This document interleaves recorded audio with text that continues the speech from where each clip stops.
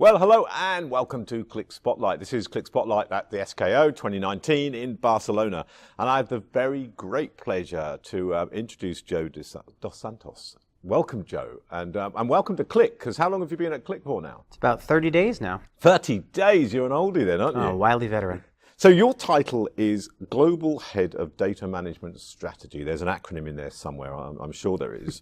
So introduce yourself and also a bit about, where you came from before Qlik. Now, I know you worked at TD Bank, but we were chatting beforehand about some other experience you had before then. That's so right. Just explain a bit about that. So let's start with the role right now. My role right now is the head of strategy for the data management product set, which is going to center around a data catalyst. So as we're trying to go to market, that's going to require some thought in terms of how the product will integrate with the broader Qlik stack, years out, how we develop sales collateral, partner enabling collateral, marketing collateral, and also some interface with some of the analysts and the community out in the world. So it's a broad range of roles that I'm here to help Paul Barth kind of spur some growth in that group.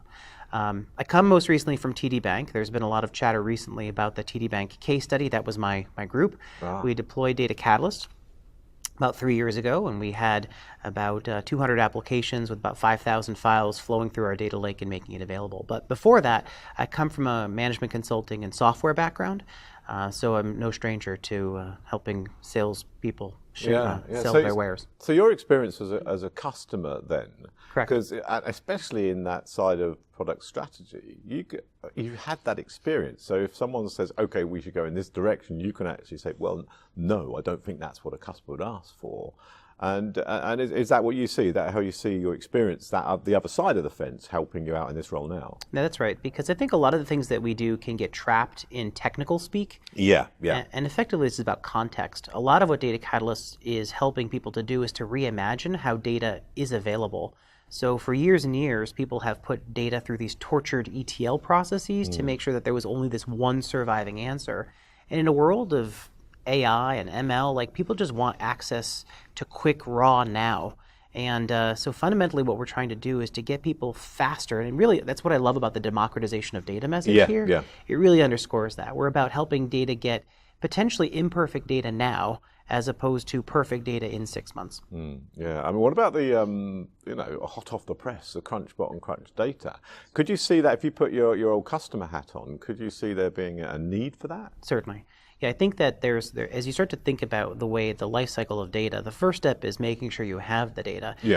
But shortly thereafter, you need the ability to get through it. Like we all have this experience with Echoes and Amazons and Alexas at home, right? Yeah. And effectively, that's where the world is going, where people want to ask simple questions to get simple answers. So it's pretty exciting. It is exciting, isn't it? So, yeah, you had experience before, on the other side of the fence. But how long were you at TD Bank for? 3 years. 3 years. So have you found any big changes, or did you find the transition from TD Bank to Qlik? I know it's very early days, but has there been anything that stuck in your mind and thought, well, this is very different? Well, I have to say the people around here are wonderful, and I have found the warm welcome unbelievable. Everyone picks up the phone. It's a very face-to-face culture. Lots of WebExes happening. So I've had no problem getting acclimated. It's interesting to me because my experience is probably backwards to most people. Most people have a strong BI background and come to sales kickoff to figure out about the new products. I know about a niche product, and I've been spending most of my time trying to figure out how Qlik more broadly thinks about analytics and data and how we should fit. So, but it's been great.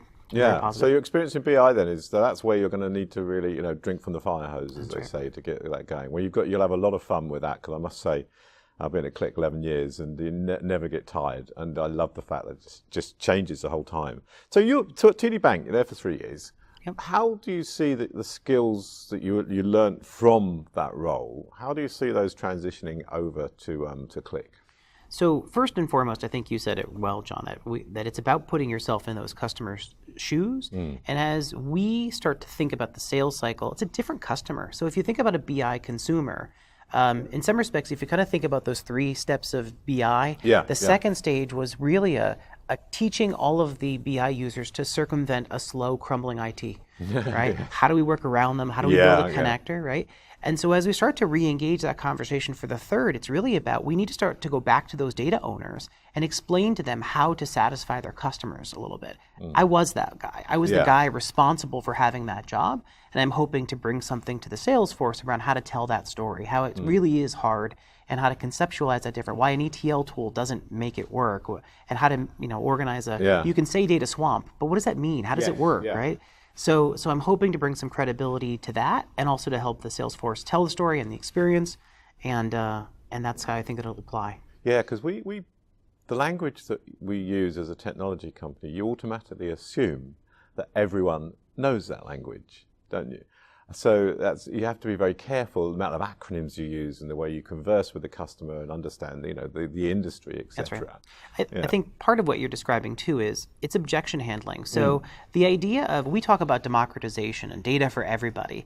If you work in a bank or probably in a healthcare system, that's not necessarily your primary interest, because losing one credit card could be, 5% share drop the next day. Yeah. So people have jobs affirmatively to resist data access. And so a lot of the story that we need to start to tell is about how in practical worlds can you really secure data. It's thoughtful data democratization. So we help people get the data they need. That doesn't mean everybody's tax IDs and credit card numbers. It means the data they need to do their business. Yeah. And you brought up an interesting fact, actually. And I remember presenting at one of their tools not so long ago. And one of the aspects was around the role of IT changing and becoming a gatekeeper, not a gatekeeper, sorry, but someone who was there to give access to tools. That's exactly right. You mentioned that actually maybe that's not the case. So did you find at TD Bank that actually that wasn't the case, that they were a gatekeeper still? So you said IT. It's funny that you use those phrases. The sales deck that's going to come out this week actually has a title that says "From Gatekeeper to Enabler." There you are. Right on the money there. Yeah. It's not so much what technology wants; it's the organizational construct. So at banks, you have an organization that does nothing but privacy considerations. Another one that's compliance, and people can always find good reasons buried in subsection 3 of whatever document to stop you from doing what it seems like a reasonable thing. So IT is willing. It's just a question of making sure that you can fit into the business policies. And I think that's what's so exciting about Catalyst. You literally just ask, well, what do you want to happen? If you tell me what you want to protect, we'll protect it. So just tell me. And it's a business-oriented conversation around how to enable business data.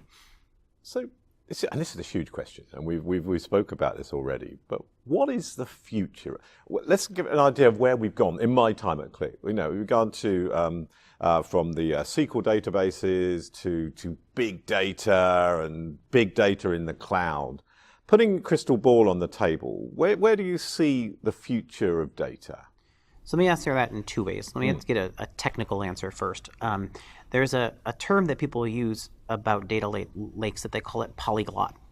Polyglot, a multilingual data. Oh, okay. And effectively what that means is that different data structures perform better in different data structures. So Hadoop doesn't work for everything, and sometimes you need Hadoop, and sometimes you need Cassandra, and sometimes there are things that haven't been invented yet. Right? And effectively, the way that we'll succeed is by being able to unify the different languages that are there for purpose.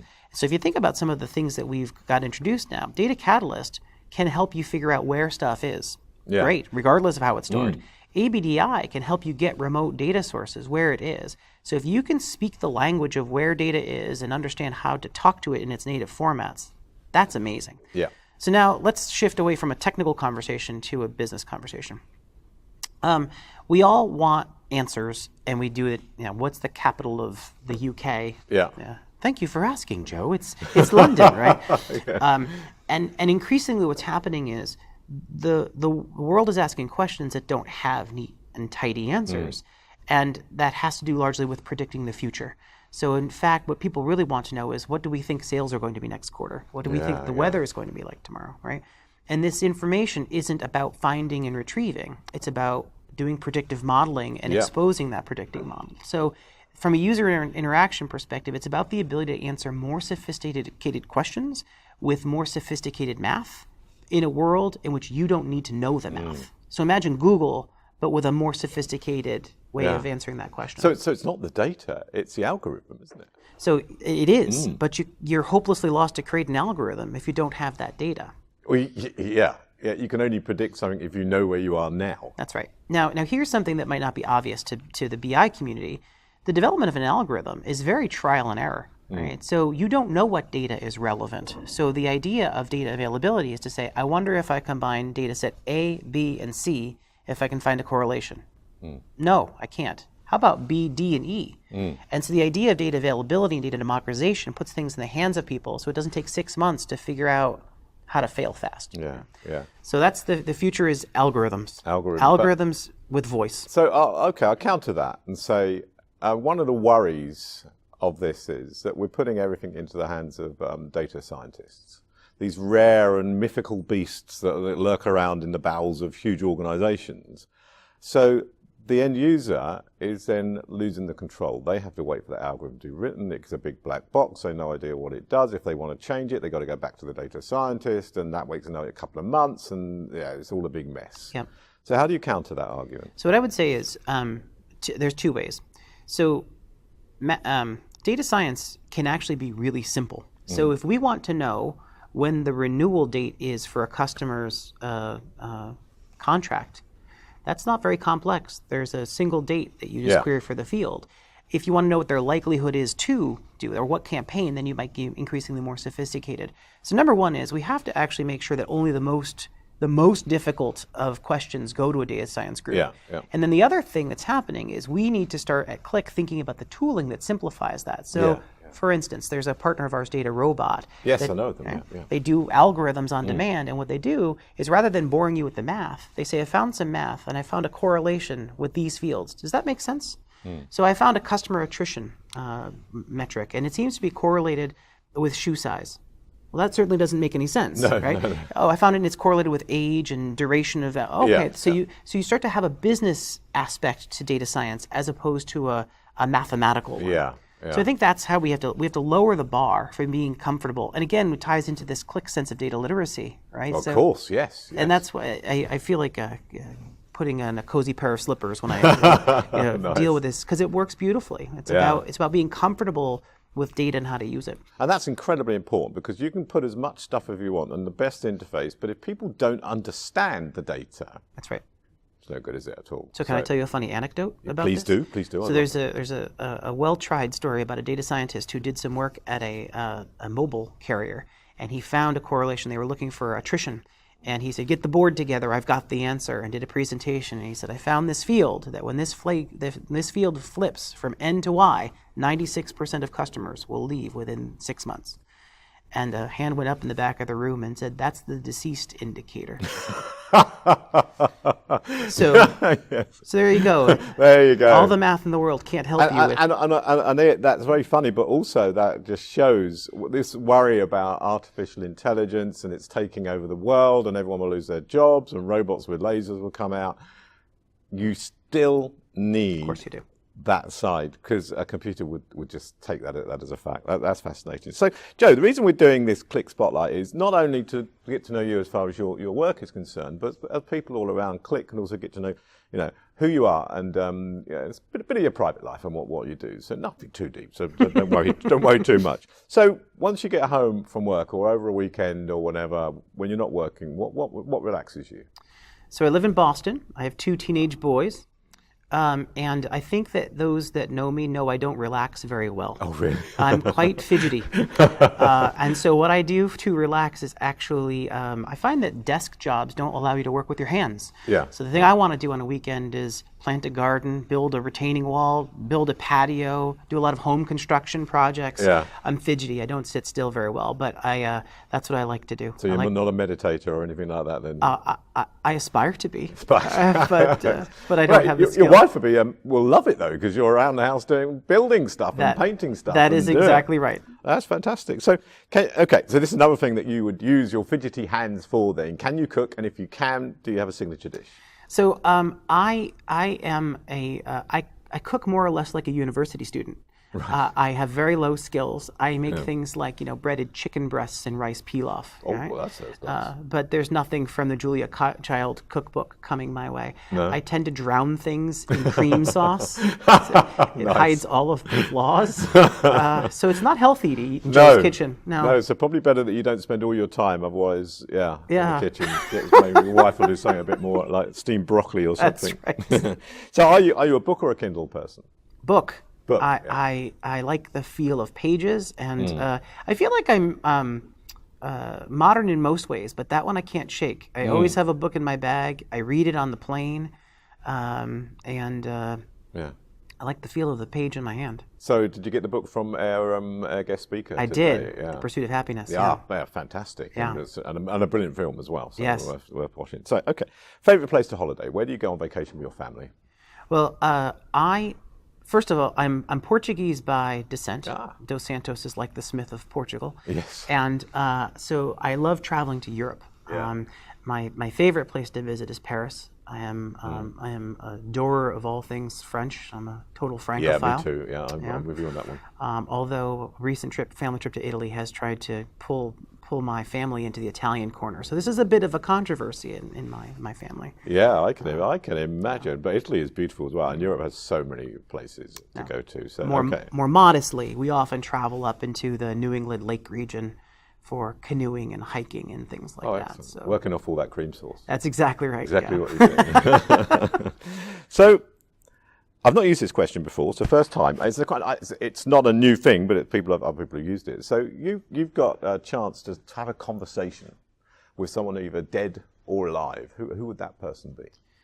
So this is the week of Martin Luther King's birth, and it got me thinking about that. There's a certain way of communicating, of the things that if we start to think about like professionally, what we want to do, we want to explain concepts in a way that inspires and motivates and communicates clearly.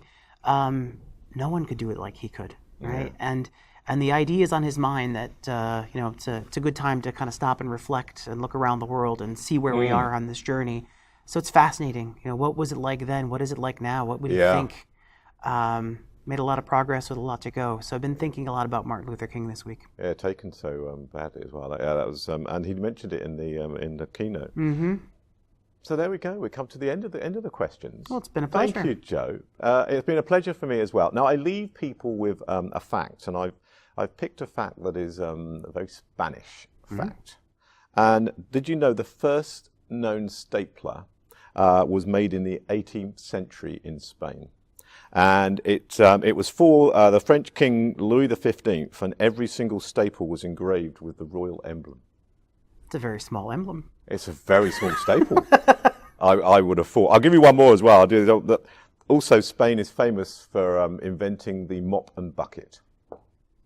That's outstanding. That I would have thought that the paella would be more famous. Well, you'd have thought so, but no, mop and bucket, 1956. There you go. That's when it was really invented.